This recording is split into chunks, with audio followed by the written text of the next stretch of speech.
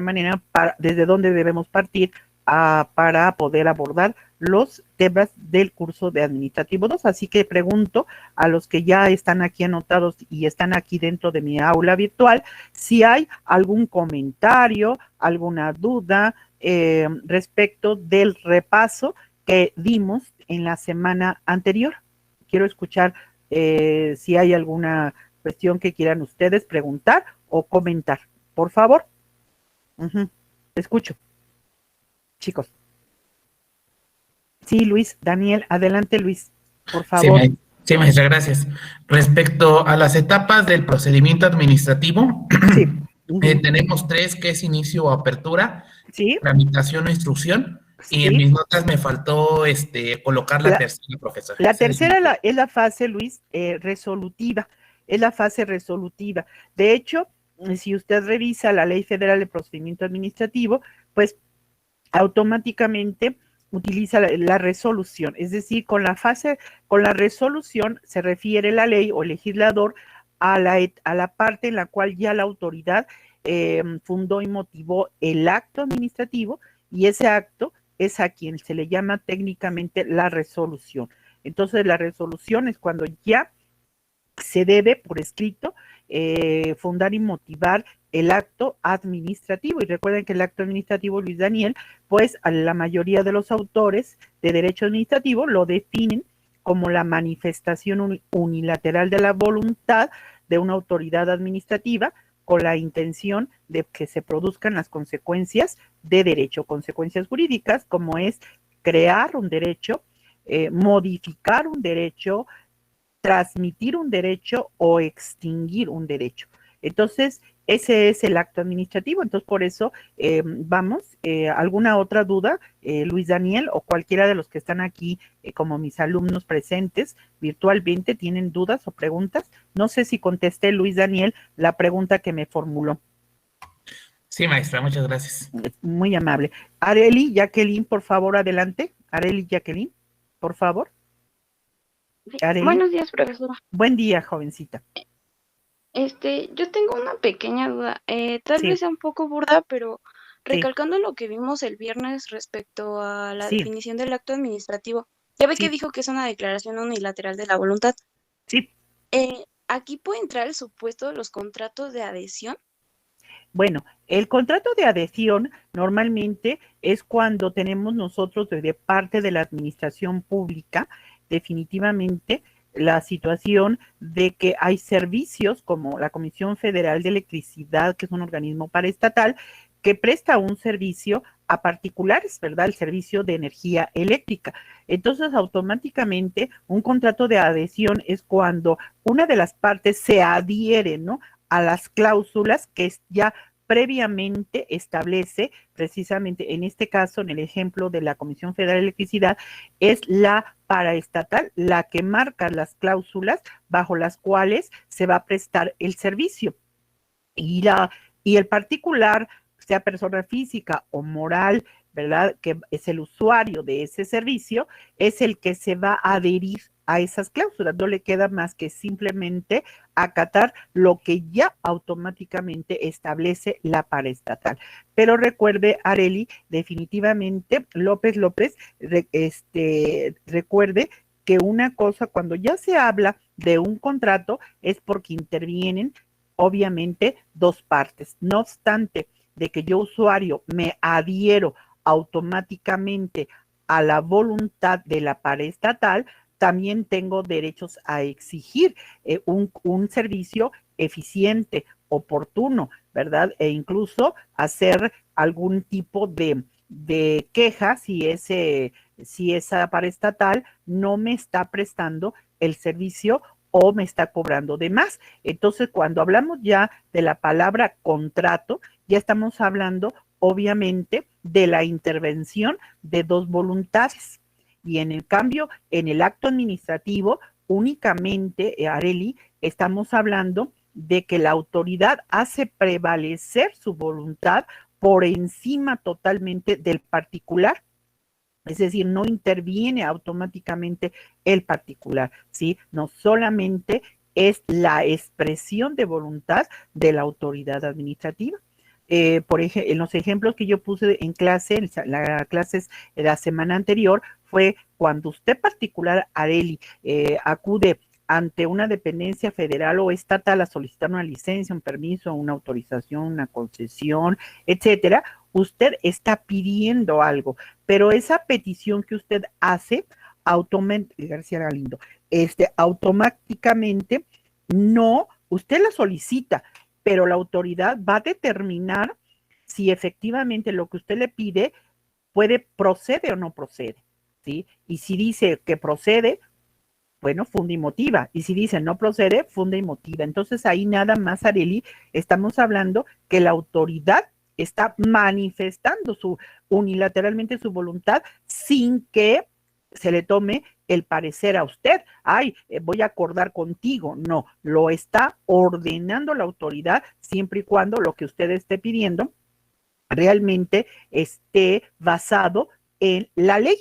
Entonces, pues, yo podría estar diciendo, Arely, que es muy diferente el acto unilateral al contrato. El contrato, lo sabemos por materia civil, es cuando hay acuerdo de voluntades. Y aunque usted me diga que el contrato de adhesión, es que en el contrato de adhesión se hace prevalecer, sí se hace prevalecer las cláusulas, porque quien establece las cláusulas de cómo te voy a prestar el servicio es la Comisión Federal de Electricidad, ¿verdad? Y no me queda otra, es que si tú quieres que te preste el servicio, pues va a ser con mis condiciones. Y por lo tanto, yo me adhiero a las cláusulas del contrato que establece la Comisión Federal de Electricidad.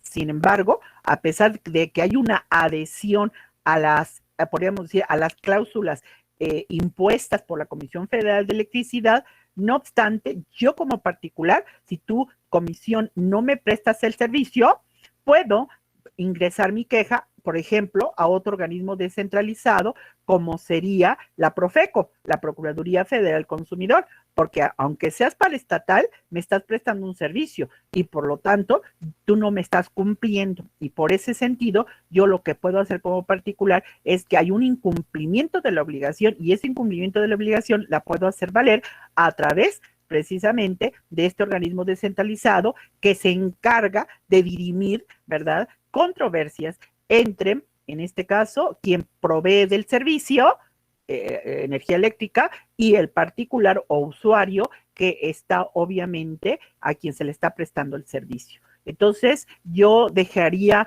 definitivamente diciendo categóricamente que los contratos de adhesión ya hay dos partes. La parte que provee del servicio y en el caso del particular que es el beneficiario o usuario de ese servicio.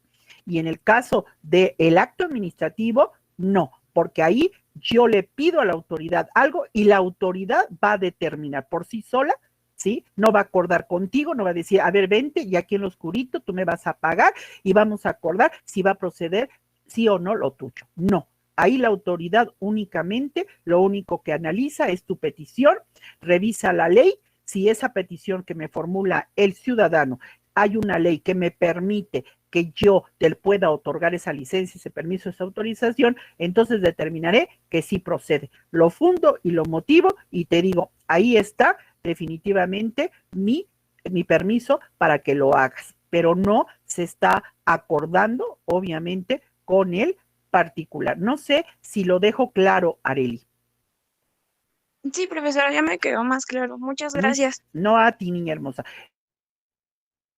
Entonces, ya no hay preguntas respecto de lo que vimos en el repaso de la semana anterior, muchachos. ¿Escuchó? Tengo aquí 63 personas presentes en mi aula virtual, así que quiero escuchar vocecitas que... ¿Seguro, Luisa Fernanda? Perfecto, Luisa Fernanda. Bien, a ver, Luis Christopher, quiero saber si me está escuchando, Luis Christopher. Sí, maestra, todo claro, todo bien. Seguro, porque luego cuando venga el examen, ahí es donde me doy cuenta que no estuvo todo tan claro como yo quería. Irving, por favor, Irving. Adelante, Irving. Hola, buenos días, profesora. Buenos días, jovencito. Adelante. Tengo una duda respecto al fideicomiso del Estado. Es que en mi grupo de Administrativo 1 nos dejaron una tarea de investigación respecto a todos los fideicomisos que cuenta el Estado. Sí. Pero me encontré con que algunos fideicomisos no están como tal señalados. Entonces me costó muchísimo trabajo entenderlos y hasta el día de hoy sigo con el conflicto de qué fideicomisos siguen activos y cuáles no. Entonces no sé si hay algún lugar en el que pueda consultarlos. Claro, Luis, perdón, Irving. Claro que sí, Irving. Fíjese usted que incluso si nosotros revisáramos la Ley Federal de Entidades Paraestatales Civil, se va a encontrar que una de las secretarías de Estado obligada a publicar en el Diario Oficial de la Federación cada año la relación de entidades paraestatales, Irving. Precisamente. ¿Por qué? Porque definitivamente si yo me meto a varias páginas de internet, me puedo encontrar que a veces estos ejemplos que se manejan tal vez ya están desfasados. ¿Por qué? Porque ustedes están conscientes que algo que se vio el semestre pasado es que la administración pública está constantemente cambiando. Entonces, incluso ustedes recordarán que precisamente con la cuarta transformación, que no estoy en contra de ningún partido político, ni a favor ni en contra, pero lo tengo que analizar, o sea, entiéndaseme de esa manera, ¿no? Porque luego dicen, es que la maestra le echa mucho a los partidos. Yo no le echo a los partidos, simplemente lo comento, ¿no? Con la cuarta transformación, López Obrador, recuerden que él ha dicho que el cáncer más importante que tenemos como sociedad o como país es la corrupción. Entonces, él dice que los fideicomisos es un medio que tienen las autoridades para hacer un manejo precisamente del presupuesto que se asigna al fideicomiso. Y él propuso que de los fideicomisos existentes desaparezcan una gran parte de esos fideicomisos, ¿no? Entonces yo digo que eso realmente voy a ser muy crítica de esa propuesta, pero yo digo, hay un mecanismo, ¿sabes? No me digas que hay una fuga importante de capital con el fideicomiso. ¿Sí? Tú tienes el mecanismo como ejecutivo para supervisar si ese fideicomiso realmente está utilizando su partida presupuestal para el fin para el cual fue creado ese fideicomiso. Si es con fines artísticos, culturales, de asistencia, lo que sea, porque la ley orgánica dice que el fideicomiso se crea para apoyar al gobierno federal en todo lo que se llaman las áreas prioritarias, es decir, necesidades básicas de los ciudadanos, ¿sí? Ustedes vieron cómo en las noticias muchas personas de esos fideicomisos estuvieron alzando la voz porque dicen, oye, ¿cómo es posible que este fideicomiso realmente a nosotros nos estaba sirviendo y vengas a esas alturas a decir que vas a desaparecerlo porque hay mucha fuga de capital y se presta corrupción? Cuando tu gobierno federal, si te pusieras realmente a estudiar y ver cuáles son los órganos que te pueden no que te pueden, que en el deber ser te auxilian para supervisar a las paraestatales. Recuerden, abogados, que yo estuve comentando en esta semana pasada que se tiene el gobierno federal para supervisar las paraestatales, llámese organismos descentralizados, llámese fideicomisos públicos, llámese empresas mayoritarias. El gobierno federal está obligado a supervisarlas y por eso las agrupa en sectores. Y el sector es agrupar a las paraestatales por materia. Todo lo que tiene que ver de salud es un sector, todo lo que tiene que ver en educación, otro sector, o todo lo que tiene que ver con cuestiones de cultura, otro sector. Y así los va agrupando por sectores. Y a la cabeza de cada sector hay una secretaría que es afín al sector. Si es sector salud, pues es la Secretaría de Salud, la coordinadora. Pero la coordinadora lo único que va a hacer no es jefe de las paraestatales, sino simplemente va a supervisar el buen manejo de ese presupuesto. Y en el momento que la coordinadora detecta un mal manejo, órale, que se finque responsabilidad en el servidor público que está haciendo mal manejo de esa partida presupuestal. No me vengas con la tontería de que lo vas a desaparecer porque hay mucha fuga de capital, ¿sí? Entonces, precisamente la obligación de tener actualizada y de dar a conocer a los ciudadanos o a los mexicanos cuáles son las paraestatales, ojo, paraestatales, López Díaz, las paraestatales que están vigentes. Cuando yo digo paraestatales, me estoy refiriendo a organismos descentralizados, a empresas mayoritarias y a fideicomisos públicos. Para que los ciudadanos sepan cuáles de estas tres que acabo de mencionar, paraestatales, están vigentes, cuáles ya se disolvieron, etcétera, Secretaría de Hacienda es la dependencia obligada a publicar en el Diario Oficial de la Federación la relación actual de estas paraestatales. Llámese organismos descentralizados, llámese empresas mayoritarias, llámese fideicomisos públicos. Así que quien además de publicar en el Diario Oficial de la Federación cada año, los que tengan la agenda de la Administración Pública Federal, esa que es de color verde, que es súper gordísima esa agenda, ahí viene en el índice, también viene la relación de dice relación de entidades paraestatales de la Administración Pública Federal sujetas a la Ley Federal de Entidades Paraestatales y su reglamento. Esa relación, jóvenes, es copia, dice así, copia de qué? Pues copia de la obligación que tiene la Secretaría de Hacienda de publicar en el Diario Oficial de la Federación esta relación de paraestatales. Irving. Entonces, contesto rápidamente. Discúlpenme que me tuve que extender, pero Irving, sí hay una forma de constatar cuáles son todas las paraestatales descentralizados, mayoritarias o fideicomisos públicos que están vigentes, ¿verdad? Para poder, obviamente, cada año se tienen que estar actualizando. Ruiz Albor. ¿Sí queda claro? Ok, muchísimas gracias, profesora. Sí, gracias. De nada, niño hermoso. Ok, bien. ¿Quién más quiere preguntar, jóvenes? ¿Sí? A ver, ¿está por ahí Juárez Álvarez? Perdón, Eric Roberto, por favor. Eric Roberto. Buenos días, maestra. Sí, Sí, dígame, bueno, por favor. el viernes Sí. pasado Sí. nos comentó, bueno, tengo en mi Sí. apunte que nos dijo, la prueba que más predomina es la prueba Documental. es la documental pública en el proceso Sí. administrativo. Sí. La ley nos dice que debemos anexar un documento simple a todos los documentos que vamos a ingresar. No me quedó muy claro por qué esa es la prueba que más predomina. O sea, nada más Bueno, por el más- hecho de poder pedir una copia certificada. No, la que más predomina, porque casi todos los procedimientos que nosotros como ciudadanos realizamos frente a una autoridad es comprobar, ¿verdad? Es comprobar con documentos oficiales. Por ejemplo, en una licencia de construcción, yo tengo que presentar mi copia certificada de la escritura pública que me ostenta como propietaria del inmueble. Eric, ¿sí me explicó?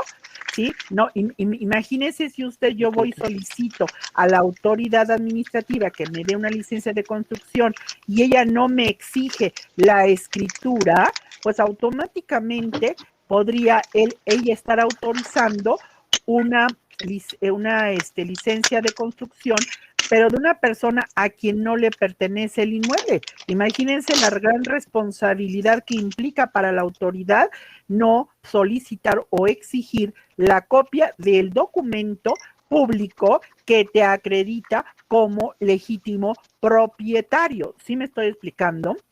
Sí, Documental pública. Por ejemplo, esa es una. En la del pasaporte, para que te pueda expedir la Secretaría de Relaciones Exteriores en el ámbito federal pasaporte, ¿cuál es el documento público que te va a exigir para acreditar tu personalidad jurídica, tu acta de nacimiento? Entonces, un documento público. Entonces, ojo, la autoridad siempre va a exigir, ¿verdad?, que con documentales públicas, que son las que más predominan, tú me pruebes en qué calidad o en qué sustento público vas a poder solicitarme lo que me estás pidiendo. Por ejemplo, si yo te pido una licencia para aperturar un establecimiento mercantil, ese local, ¿en qué calidad lo tienes? ¿Eres propietario del local o estás en calidad de inquilino? Estás arrendando. Entonces vas a tener que presentar una documental privada que es el contrato de arrendamiento. Pero recuerden que hoy en día los contratos de arrendamiento se tienen que dar de alta a la Secretaría de Hacienda, ¿cierto o no? Porque hay un pago de impuesto especial, Eric.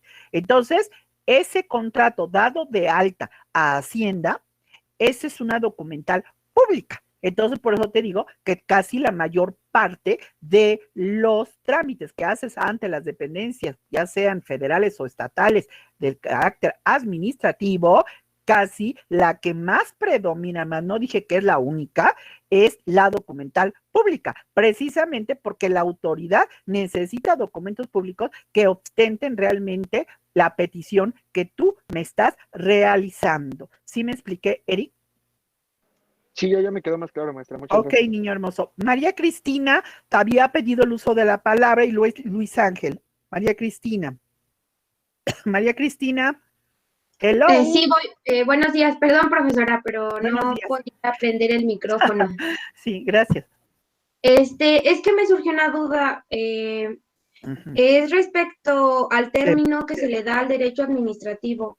Ujú. ¿Por qué se usa más el término procedimiento que proceso? Bueno, nos mencionó que sí, era la sí, concatenación de fases.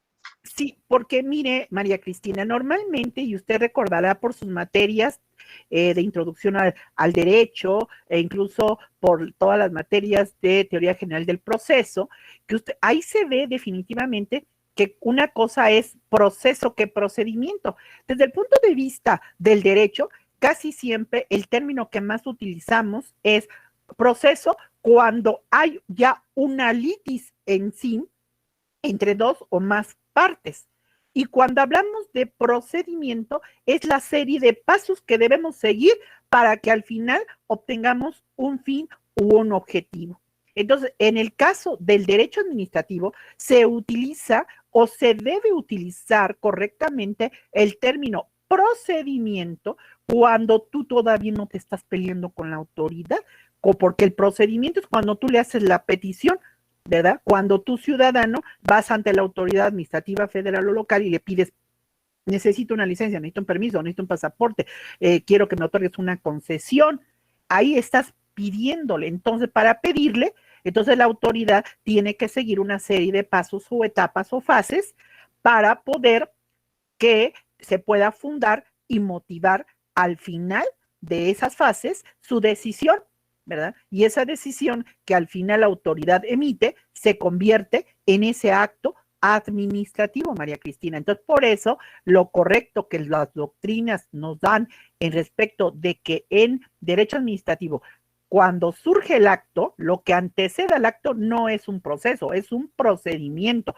¿Por qué? Porque son la serie de pasos, etapas, fases, como las quieras llamar, que van a permitir a la autoridad preparar para fundar y motivar su acto de autoridad. Ahí todavía no hay litis. Y se utiliza más la palabra proceso desde el punto de vista judicial cuando ya en sí hay esa litis, ese conflicto entre la autoridad que emitió el acto y el particular que se vio afectado por el acto. Así que cuando estamos en el contencioso administrativo, hablamos de juicio contencioso o juicio de nulidad. Dicho de otra manera, el término correcto debería ser proceso contencioso administrativo, porque sabemos que la connotación que le damos a la palabra proceso es cuando ya hay una litis establecida entre dos partes. Entonces, lo correcto sería utilizar proceso contencioso. Y cuando hablamos del acto administrativo, entonces lo que le antecede al acto administrativo es procedimiento, porque todavía no hay un conflicto, no sabes si lo que el acto que va a emitir la autoridad, pues te va a beneficiar, y si te va a beneficiar, pues no vas a pelearte con la autoridad, ¿verdad? Entonces, esa es la diferencia de proceso con el término procedimiento, María Cristina. No sé si quedó claro. Quedó claro, profesora, muchas gracias. De nada, María Cristina. Y otra vez, Luis Ángel, con mucho gusto. Luis Ángel, por favor, adelante, Luis Ángel. Buen día, profesora. Quería decirle dos cosas. La primera es que se me fue el internet al principio de la clase, casi cuando escribí mi nombre. ¿Cuáles son sus apellidos? García Galindo. García Galindo. Ok, Sí. ya lo taché de mi lista negra, porque yo voy anotando, es que miren, jovencito, yo sé que muchos, bueno, el objetivo, ustedes, ¿qué les puedo yo decir a mis alumnos que están en sexto semestre de la carrera? Es cierto que es difícil el que estemos en una clase a distancia. Sin embargo, quienes realmente tienen interés, yo siempre voy a decir, tú como un estudiante de licenciatura ya tienes esos valores bien fincados. Debes tener interés, debes tener responsabilidad, debes tener compromiso.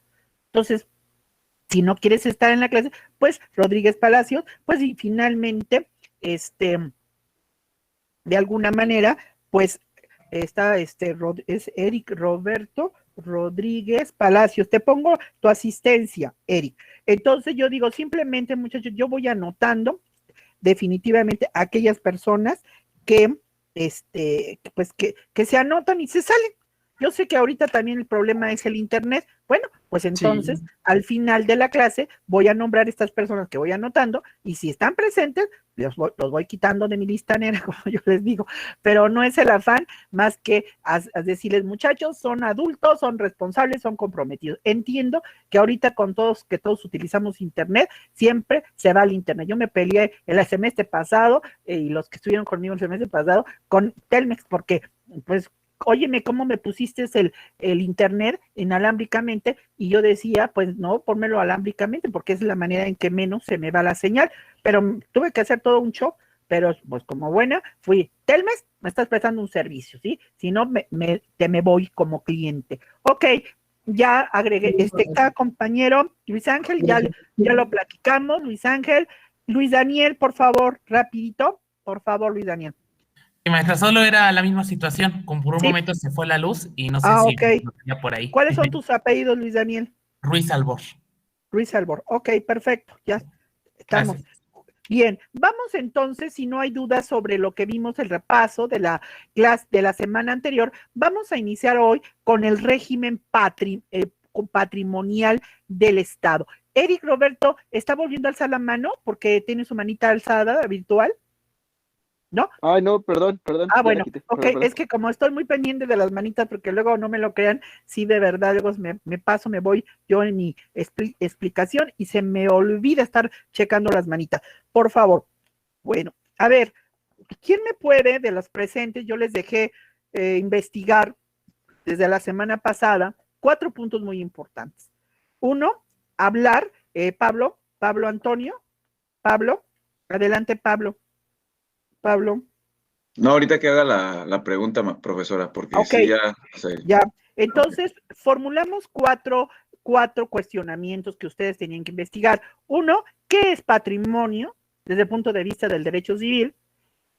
¿Qué bienes conforman ese patrimonio? ¿Sí? Y luego ya irnos en sí al derecho administrativo y ver al patrimonio del Estado y los bienes que conforman el patrimonio del Estado. Así que vamos a dar el uso de la palabra a Pablo Antonio. Por favor, Pablo.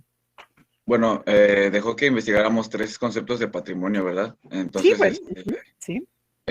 Yo hice más o menos uno, que es en el ámbito económico, el patrimonio es un conjunto de bienes, derechos y obligaciones con los que una persona o grupo de personas o inclusive una empresa cuentan y de los cuales se emplea para lograr pues los objetivos de estas personas, ¿no? O sea, o grupo de personas. Exactamente, porque puede ser el titular o una persona física o una persona moral. Recuerden que siempre el derecho civil nos habla de los 2 tipos de personas, ¿verdad? La persona física y la persona jurídica. Muy bien, Pablo. Ok, vamos a dar el uso de la palabra. Después de Pablo estaba anotado el compañero Luis Christopher. Por favor, Luis Christopher, adelante. Luis Christopher. Sí, bueno, yo encontré que es el conjunto de bienes, derechos u obligaciones que tiene una persona susceptibles de apreciación económica y que constituyen una universalidad jurídica. Y el concepto es de Mónica Campos Lozano.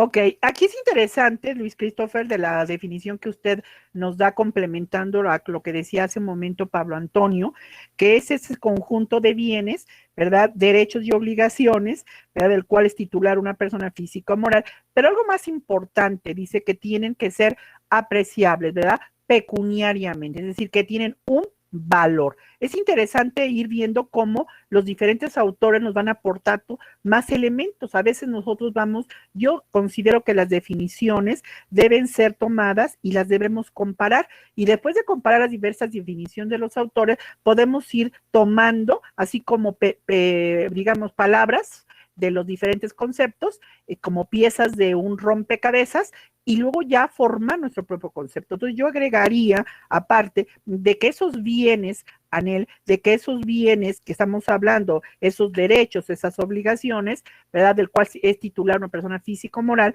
pues son valuables, son valorables pecuniariamente. Creo que ese es otro elemento que es importante agregar. Muy bien, compañero, ¿verdad? Luis Christopher. Fernando, por favor, adelante, Fernando. ¿Sí?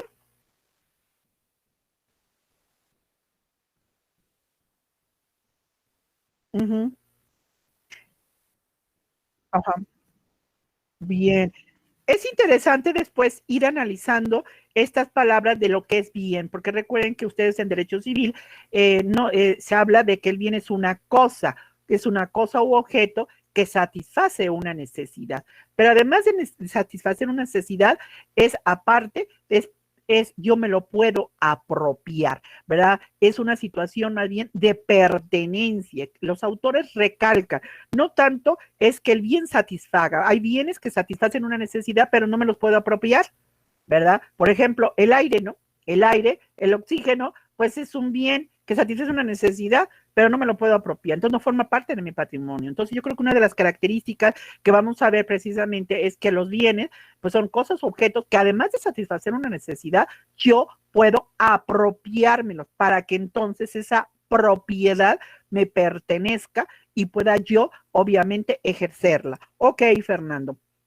Bien, Abigail, por favor, Abigail también alzaba la mano. Por favor, Abigail.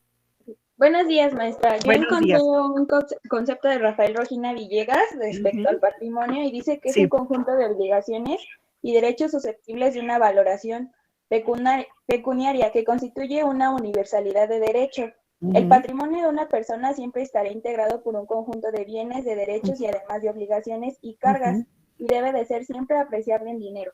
De hecho, a raíz de lo que acaba usted, jovencita, de comentar, recuerden que algunos autores le llaman tanto derechos como obligaciones. ¿Por qué? Porque el patrimonio puede ser analizado, obviamente, desde un sentido, obviamente, activo y los pasivos. El activo, ¿verdad? Vendría a ser estos derechos que nosotros podemos ejercer y las obligaciones serían los pasivos, la parte pasiva. Ok, muy bien, compañera Abigail. Vámonos con Arisbet, por favor. Sí, buenos días. Buenos días. Yo encontré una definición del autor Óscar Ochoa, el cual menciona que el patrimonio es una universalidad jurídica de bienes y obligaciones apreciables en dinero y que constituyen un atributo de la personalidad. Fíjate qué interesante, atributo de las personas. Cuando ustedes vieron en derecho civil, por eso es bien interesante, yo creo que algo que nos debió haber quedado claro cuando estudiamos la relación que fuera del derecho administrativo con todas las ramas del derecho, Aldo, permítame tantito, ¿verdad? Es precisamente el hablar de esa relación tan estrecha entre el derecho administrativo con el derecho civil, ¿no? Porque precisamente cuando nosotros mencionábamos, Dafne, ahorita los estoy anotando, estamos mencionando, antes de que yo entre a ver qué es patrimonio del Estado, tengo que analizar el patrimonio desde el punto de vista del derecho civil, porque el derecho civil da muchas bases, al derecho administrativo, ¿no? Entonces vamos a darnos cuenta cuando veamos el concepto de patrimonio del Estado, cómo se retoman muchos de los elementos del concepto de patrimonio del punto de vista del derecho. Creo que ahí lo que acaba de agregar nuestra compañera Arisbet es precisamente esto, que el patrimonio, ¿verdad? Es un atributo, ¿verdad? Un atributo de quién? De toda persona, sea física o jurídica. Y ella vuelve a recalcar que son todos aquellos bienes u obligaciones que son valuables pecuniariamente. Y ahí decíamos, es como todos los autores coinciden que esos bienes y esas obligaciones es ver precisamente al patrimonio de una persona desde el punto de vista activo, ¿verdad? Todo lo que corresponde a derechos y todo lo que corresponde a cargas u obligaciones son el aspecto, digamos, pasivo de quién, del patrimonio de una persona. Entonces se está agregando Óscar Ochoa, de acuerdo a lo que nos leyó Arisbet, una característica que es, aparte de cómo está conformado el patrimonio, nos está diciendo que así como el nombre, ¿verdad?, es un atributo de la persona, también el patrimonio es un atributo de las personas, tanto físicas como jurídicas. Muy bien, Arisbet. Daniela, por favor, adelante, Daniela. Buenos días, maestra. Buenos días, niña. Yo encontré una definición del investigador Herrera Villanueva José Joaquín que dice, proviene del latín patrimonio, que significa los bienes o conjuntos de cosas corporales que el hijo adquiere por herencia de sus ascendentes. Y en sentido figurado, significa todos los bienes que pertenecen a una persona adquiridos por cualquier título.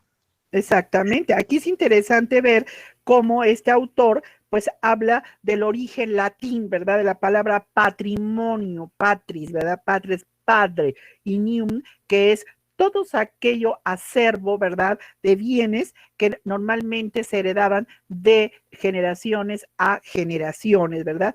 Y que además, pues habla que para ostentar en algunos bienes definitivamente la propiedad sobre ese bien corporal, pues automáticamente estamos mencionando que debemos tener un título. Por ejemplo, si es un bien inmueble, ¿verdad? Porque lo puedo ver y puedo por corporal, lo puedo ver, lo puedo tocar, es tangible, pues automáticamente tengo que tener un título que me ostente como único propietario del inmueble. Ya está hablando de un documento. Ese documento es un derecho y ese derecho es intangible porque no lo puedo ver, pero no lo puedo tocar, pero se desprende del título, que es la escritura pública, y automáticamente, ¿verdad? Estamos mencionando, de acuerdo con este autor, lo importante es cómo acredito que yo tengo la propiedad sobre ese bien, ¿verdad? En este caso, inmueble. Muy bien, compañera. Perfecto, Daniela. Luego viene Ariel. ¿Es Ariel? No recuerdo si es Ariel o es Aldo. A ver, anoté a un Ariel. ¿Sí? ¿Es Ariel? Pues yo había levantado la mano. Aldo, por favor, es que aquí anoté un nombre, se me fue tan está rápido, bien, no se preocupe. Por favor, Aldo. Yo tengo un concepto del jurista francés Charles Aubry, del cual nos dice que el patrimonio no es sino la personalidad misma del hombre en sus relaciones con los objetos exteriores sobre los cuales tiene o podría tener derechos que ejercer.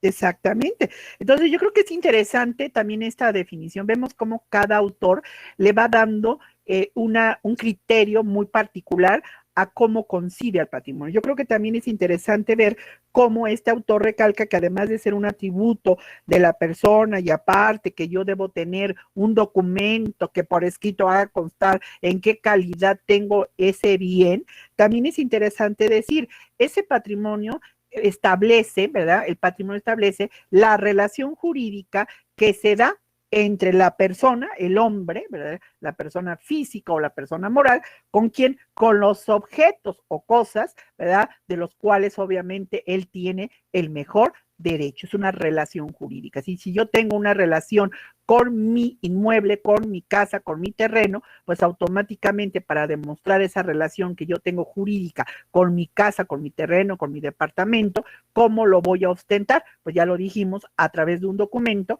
que es el título de la propiedad, que es la escritura pública, ¿verdad? Donde surge un derecho, y el derecho, algunos autores lo manejan como un bien intangible, no lo puedo ver, no lo puedo, o incorpore, porque no lo puedo ver, no lo puedo tocar, y sin embargo existe jurídicamente reconocido en la documental pública. Regreso a lo que hace un momento le decía a Eric Roberto, que de alguna forma en los procedimientos administrativos predominan las documentales públicas. No significa que sea la única que pueda aceptar la autoridad, ¿ok? Bueno, a ver, ¿quién más después de Aldo? Dafne, por favor. Adelante, Dafne. Ay, es que ya dijeron la definición que iba a Ay, decir. niña hermosa, pero agrégale de nada, Dafne. Recuerden, jovencitos hermosos, esto se los digo, Luis Daniel, ahorita voy contigo, Luis Daniel, es importante, Eduardo López, ahorita, es importante, muchachos, que ustedes utilicen esta plataforma, porque entre todos la clase se hace más dinámica. A ver, ¿qué dices tú? ¿Qué dice el otro? A ver, esto no, yo no estoy de acuerdo por esto. ¿Por qué? Porque además de que aportan a la clase, muchachos, también sirve para que ustedes puedan pues tener puntos a favor, ¿ok? Bueno, muy bien, niña hermosa. Luis Daniel, adelante, Luis Daniel. Luis Daniel. Sí, maestra, gracias. Adelante, sí. Bueno, tengo la definición de José Arce Cervantes, que dice que el patrimonio son las cosas, los bienes que son tomados en cuenta por el derecho en cuanto al hombre, que pueden ser de provecho para este. Luego sigue diciendo, todo hombre tiene a su disposición diversas cosas sobre las cuales tiene derechos privativos. Así es. El conjunto de estas cosas es su patrimonio. Ahora, bueno, también el maestro Rojina Villegas hace la alusión a dos teorías. Una de ellas es la teoría de la personalidad. Así es. Donde nos da 4 postulados acerca del patrimonio, los cuales son que toda persona tiene patrimonio, solo las personas tienen patrimonio, todas las personas tienen un solo patrimonio, y el patrimonio es una prenda tácita de la persona. En cuanto a ello, como usted comentaba, hay dos clases de patrimonio, que es el activo y el pasivo. Así es. Entonces, el maestro explica ahí que cuando se habla de que patrimonio es una garantía de nuestras obligaciones, se refiere al patrimonio neto, es decir, el activo menos el pasivo. Exacto.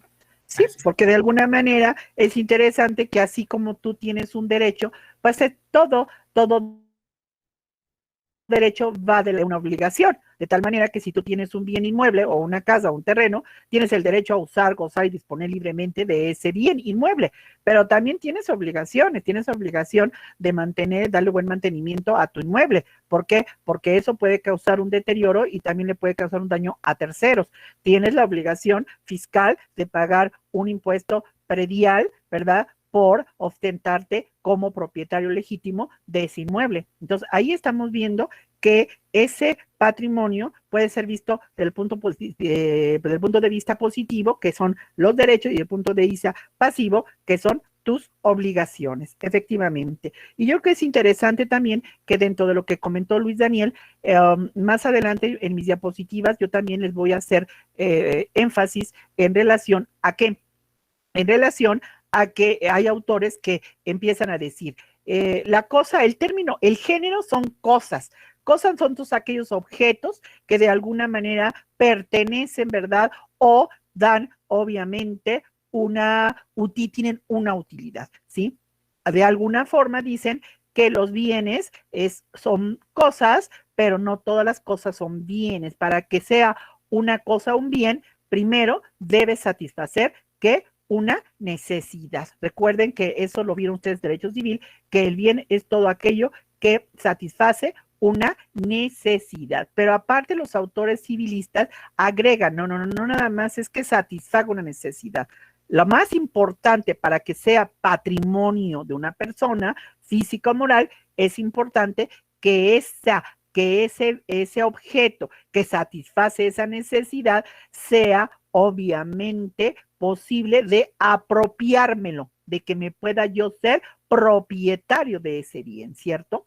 Entonces, cuando ya tiene la característica de que me lo puedo apropiar, entonces ya entra dentro de mi acervo llamado patrimonio, porque dije hace un momento, el aire, el oxígeno, es un objeto que satisface una necesidad, pero no me lo puedo apropiar. Por lo tanto, no entra dentro de mi gama de lo que es mi patrimonio. Entonces, ahí entra un poco esta situación de poder diferenciar que una cosa es el género llamado cosa y dentro de las cosas tenemos a los bienes. Y cuando ya le defines como un bien, es porque aparte de que satisface una necesidad, te lo puedes apropiar.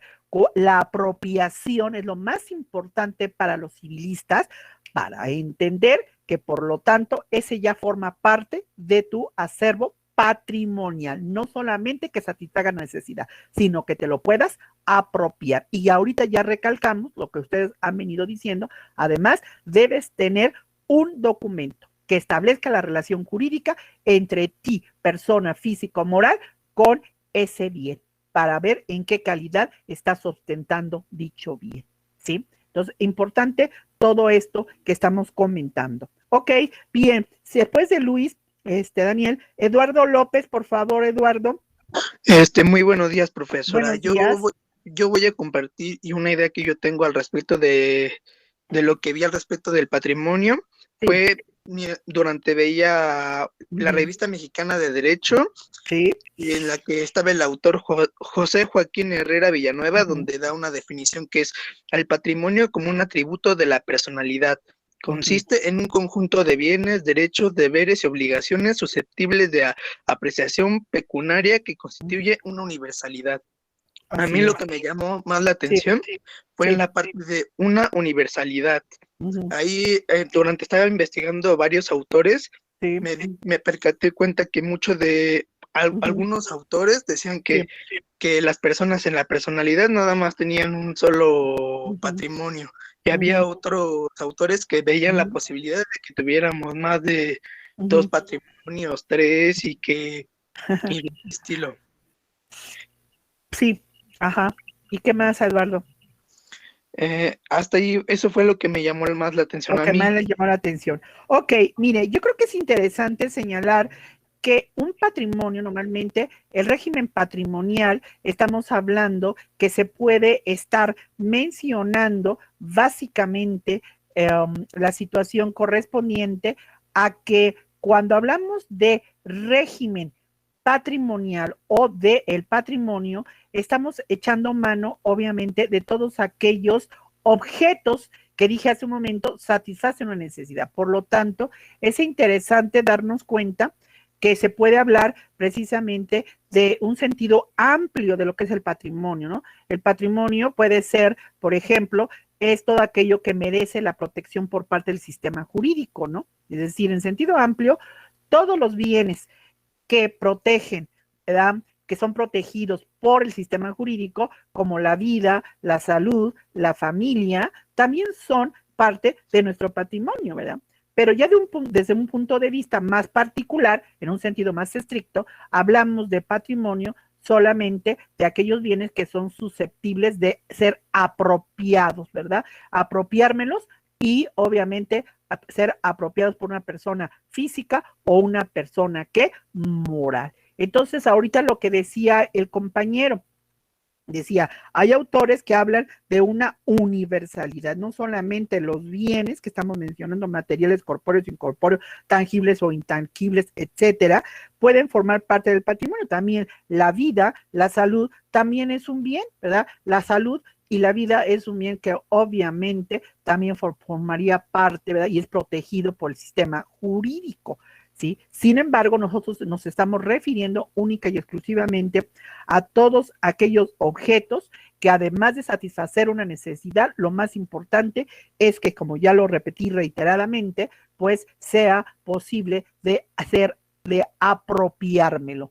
Esa es la característica que los civilistas nos están señalando respecto de esta situación. Ahora, sí, efectivamente hay autores que entran en la polémica de que podemos tener más de un patrimonio, ¿no? Porque de alguna forma, pues también nosotros como particulares podemos tener un patrimonio, no solamente lo que nosotros vamos generando con nuestro propio ámbito de trabajo, sino también, pues como lo dicen los antecedentes de nuestro sistema jurídico, ¿verdad?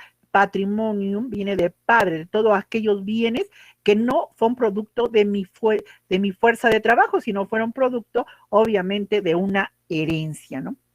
Entonces, muchos autores entran en esa polémica al hablar de los tipos de patrimonio, que hay una universalidad o tipos de patrimonio. Yo creo que yo me quedaría para efectos de lo que vamos a ver más adelante, que es patrimonio del Estado, pues definitivamente con lo que ya hemos venido mencionando, diciendo que el patrimonio es el conjunto de bienes, pueden ser materiales, inmateriales, corpóreos, incorpóreos, fungibles o no fungibles, principales o accesorios, como se clasifican los tipos diferentes de bienes, ¿verdad? Del cual hay un título que establece la relación entre la persona física o moral con ese tipo de bienes, derechos y obligaciones que surgen al ver esos bienes del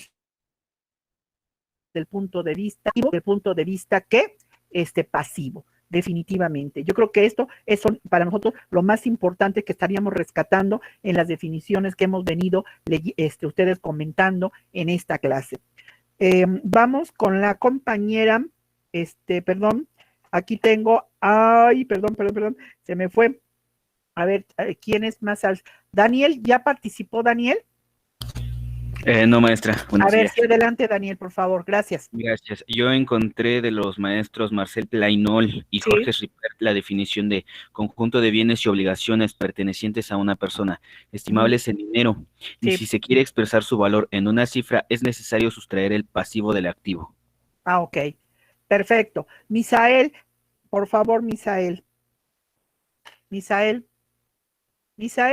alzó la mano, Misael, ¿no? Sí, aquí soy, profesora. Adelante, por favor, Misael. Sí, yo encontré en un diccionario jurídico. Sí. Y que respecto a la emanación de la personalidad, y por ello comprende todos los bienes del individuo, incluso los futuros y también las obligaciones. Es pues una universalidad de derecho independiente de los bienes que lo integran. Sí, porque aquí se está diferenciando, Misael, lo que he venido ya diciendo. Una cosa es el bien, ¿verdad?, que es tangible, de un bien intangible, que es el derecho, ¿verdad? Cómo se ostenta usted sobre la propiedad que tiene sobre ese bien, sea mueble o inmueble. Si es un bien inmueble, pues sé que el derecho está plasmado en una documental pública que es la escritura, ¿no? Y en el caso de un bien mueble, si usted, por ejemplo, compra un vehículo, pues es un bien mueble porque se lo puede trasladar de un lugar a otro y entonces automáticamente la factura es el documental privada en la cual usted puede acreditar la relación jurídica que tiene usted como legítimo propietario sobre ese bien mueble. Cuando usted, por ejemplo, compra un comedor, compra usted algún equipo de cómputo, pues la empresa o el local o el establecimiento que le vende, pues le da la nota y le da también a algunos una factura para que demuestre que usted no solamente va a usar, sino que es automáticamente el dueño de ese bien. Entonces yo creo que es interesante ir rescatando lo que ustedes ya vieron en derecho civil. ¿Cómo yo puedo acreditar el derecho que yo tengo o el mejor derecho que me asiste a mí, ¿verdad?, sobre ese bien, sea un bien mueble o un bien inmueble? Y yo creo que lo más interesante que yo digo, que yo quiero recalcar y que quede claro en esta clase, es que no solamente es el hecho de que satisfaga ese bien, ¿verdad?, una necesidad, sino que yo pueda apropiármelo. Apropiarse es que ya no es del dominio de los demás, sino es exclusivamente del dominio ¿de quién? Pues de mí, ya sea persona física o ya sea una persona moral. Si estamos hablando de una persona moral, una sociedad, pues automáticamente una empresa, Gamesa, las instalaciones donde se produce las galletas de esta empresa, esas instalaciones son obviamente bienes del cual obviamente la empresa persona moral tiene la propiedad y se ostenta obviamente con la acta constitutiva que tiene esta empresa, y automáticamente la empresa pues también como persona moral pues también tiene un patrimonio, y dentro de ese patrimonio toda la infraestructura, toda la logística que conforma las instalaciones, la empresa que es el lugar donde se produce el bien y los establecimientos donde se vende el producto, pues forman parte de esos bienes del cual es propiedad única y exclusivamente del ejemplo que estoy poniendo, pues de la empresa Gamesa. Y nadie más puede hacer uso ni puede disponer de esa infraestructura porque ha sido obviamente una apropiación de esta empresa Gamesa. Si yo hablo de Ford, Volkswagen, pues cada uno de ellos tiene su propia apropiación de sus bienes inmuebles y muebles. Entonces yo creo que aquí es interesante todo esto que ustedes están obviamente señalando. Bien, chicos, me voy a quedar el día de hoy hasta aquí. Voy a subir en el tablón el día de hoy más tarde unos links sobre unos preci, ¿sí? Que quiero que analicen sobre el concepto de patrimonio y de los bienes, tipos de bienes, para que ustedes lo analicen y el día de mañana, con base en todo esto, podamos comentarlo. Si no hay alguna pregunta, concluyo hasta aquí. Pregunta. Preguntas, chicos. No, ninguna. Hello. No, ¿Seguro? Bien, Bien, ok. Bueno, yo siempre le digo a mis alumnos, ¿seguro? Y todo el mundo me dice, ¿seguro, maestra? ¿Seguro, maestra? Ok, bien. Jonathan Alfredo Tapia Jiménez, ya no pude entrar a la reunión desde que empezó porque me decía que tenías, ¿por qué tenías que entrar? ¿Usted no tiene correo institucional, Jonathan Alfredo? Jonathan. Sí tengo, profesora, pero no me dejaba entrar, no sé por qué. Qué raro, porque los que tienen correo institucional, Jonathan, todos entran, ¿eh? De todos modos, lo estoy anotando para ponerle su asistencia. Espero que sea cierto. Jonathan. Ok, sí, chicos. No. Bueno, los veo mañana, jovencitos. Por favor, quedan en el tintero todavía varias cosas que tenemos que analizar. Hasta mañana. Gracias. Hasta mañana. Gracias, profesora. Buen día. Hasta luego.